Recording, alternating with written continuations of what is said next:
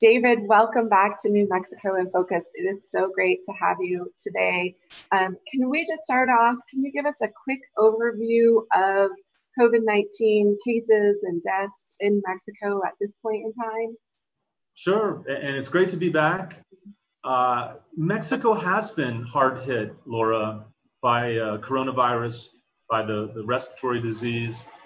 As of earlier this week, the government confirmed more than 120,000 cases, a total of 120,000 cases, and more than 14,000 deaths to date. Now, those numbers likely undercount the true nature of the impact. There are models that suggest those numbers are several times higher. And there's been little testing here, very little testing compared to many countries in the region, compared to the U.S. So we don't really know the true impact, but there's indirect measures. Funeral homes have experienced a big growth in the bodies that they've been dealing with. One recent estimate said that excess mortality here in Mexico City, where I'm at, is something like 14,000 deaths higher than in previous years at this point in the year, which gives you an idea that the true numbers are probably dramatically higher than what the government has said. And how has the Mexican government responded to the spread of the virus? Early on, the Mexican president, new president as of 2018, Andrés Manuel López Obrador, he very much downplayed the risk of this disease, this virus.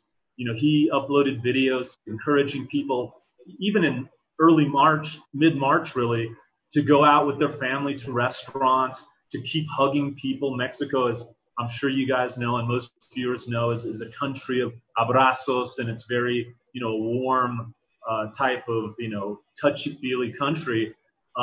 That changed kind of in the end of March when the government did institute these social distancing guidelines. Many local governments closed down big parts of the economy, factories, the auto sector, which is very important here in Mexico. Other things just sort of collapsed on their own weight. The tourism sector, which is very important here to Mexico, just dried up almost completely. So there were measures taken. There were never any curfews or sort of required wearing of masks. Many local governments did institute those sorts of things, masks, not really curfews, and all kinds of sort of social distancing related measures. It's been a kind of a mix of responses. Like the United States, Mexico has states and local governments that basically chart their own course, and some have been more aggressive than others. As of the beginning of June, the government ordered a gradual opening of the economy. You see traffic back up to kind of where it was before, and some key industries that were deemed essential, like car making, mining, construction, were allowed to get back going, provided they adhere to certain safety standards, temperature checks, masks, limiting the number of people, for example, at different work sites. But still, much of the country is shut down. You mentioned traffic. What else do you see? How are people responding? Are people wearing masks? Are people in restaurants and in churches and public spaces? No, you don't see big gatherings yet. Just last week, the president, who loves to get out of Mexico City and travel the country, he did his first new kind of tour. He went to a couple spots in the southern part of the country, but he limited his normally big rallies to very small numbers of people. In most states, certainly in the capital, restaurants only have to-go service.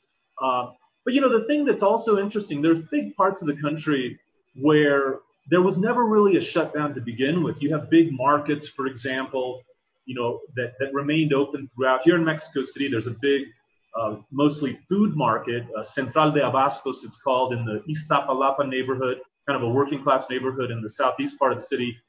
This market never really shut down. It's massive. It covers 14 football fields.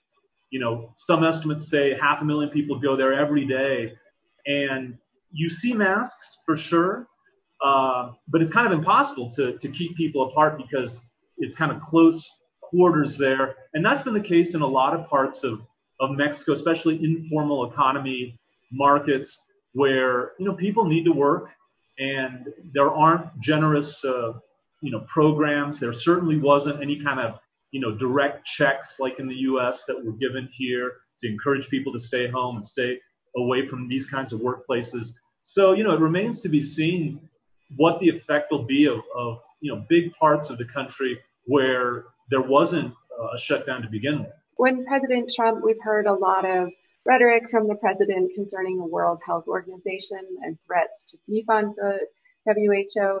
Can you talk a little bit about what impacts that has on Mexico and, as you've reported, impacts throughout the Americas? I actually did a story a week or so ago. The Americas director of the World Health Organization very much was pleading, with everyone, but particularly the U.S., to not end this funding, which is used all over the region, all kinds of great public health programs that have nothing to do with politics and that, are precisely designed to deal with something like this that comes along with many other lesser diseases that are a problem in Mexico and elsewhere in Latin America. I think that's a concern. You don't see the government criticizing Trump on that, or really on anything, as maybe many viewers have seen. The Mexican president has gone out of his way to be respectful, to not escalate any kind of war of words with the U.S. president. And that's kind of obvious. Mexico's economy is so tied to the United States. Something like 80% of exports from Mexico go to the U.S. So, if Trump or anyone in the U.S. government threatens that kind of trade flow, Mexico is really has a lot to lose. And so you haven't seen much criticism. If anything, you see, the Mexican authorities wanting to coordinate, from immigration issues, to economic issues, the reopening of the auto sector, which is really integrated with the United States, with Canada. That's more like the efforts you see from the Mexican government. So you reported in May about the Mexican beef industry bumping up its exports to the United States as kind of the industry here in the United States was struggling. Is that continuing to happen? And how has the agricultural sector in Mexico survived over the past few months? For the most part, the agricultural sector here in Mexico, ranching sector, has done well. It hasn't been as affected. I think, as you point out, the story about the beef industry, Mexico has a booming livestock industry, not just beef, pork, chicken. And again, there's this very integrated trade with the United States. Curiously, as big meat packing plants, processing plants in the United States had a whole lot of problems with big outbreaks, of course, mostly immigrant labor in these places. That did not happen here in Mexico. It hasn't happened yet. And this industry continues to grow. It continues to sell a lot of products to the United States. Like New Mexico, Mexico is heavily dependent on the oil sector, which is state-run in Mexico. How did the kind of crash in prices affect sort of the Mexican economy, but also people's individual lives? It's been a double whammy for sure, Laura. As you say, Mexico is really similar to New Mexico in this sense. For a long time, maybe about a third of tax revenue, for New Mexico and for Mexico comes from this one industry. So it's a big, employer. It is dominated here in Mexico by a national oil company, Pemex. The main impact, I'd say, is the government has had to deal with fewer revenues. When oil prices drop, I don't need to tell anyone in New Mexico this. It hurts, government revenue, and government leaders, lawmakers, the governor, in this case, the president and the Congress, have to figure out how they either cut spending or borrow to make up the shortfall. Here in Mexico, the president, even though he comes from the left in Mexico, very different from the left, the progressive left in the United States, his approach has been austerity. not to spend more money, not on relief for people who've been affected by coronavirus or businesses. He's very much avoided that.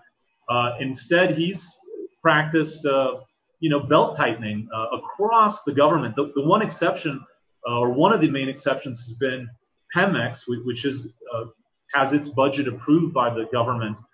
That has gone up, and that's part of his agenda beyond coronavirus. He's long favored a growing oil industry here in Mexico, sees it as tantamount to helping develop the country. And just one last question. I think it's very fair to say that things feel unstable here in the United States right now. Is there that same sense of instability in Mexico right now? And also, how does this sort of U.S. instability affect our neighbor to the south? I think here in Mexico, it's a mixed bag. I think a lot of people, who know someone, family member, friend, coworker who's been affected, there's certainly that anxiety. You see a lot of people on the streets who definitely wear masks, who practice social distancing. I think there is a segment, maybe like in the U.S., of folks who are a bit in denial, aren't so worried about it, and are more worried about the damage that an economic slowdown, recession can cause on people's livelihoods. Mexico, is a country where about half of the people are in poverty, and many of those folks work in the informal economy. There aren't government protections like in the U.S., unemployment benefits or the cash payments that were authorized by Congress a while back. That doesn't happen here. So I think more of the anxiety, when you talk about the bulk of the population, is probably about the economy and about their own job situation. Well, David, thank you so much for joining us from Mexico City. It's really great to have you on the show this week. Thank you very much. It's been great to talk with you, Laura.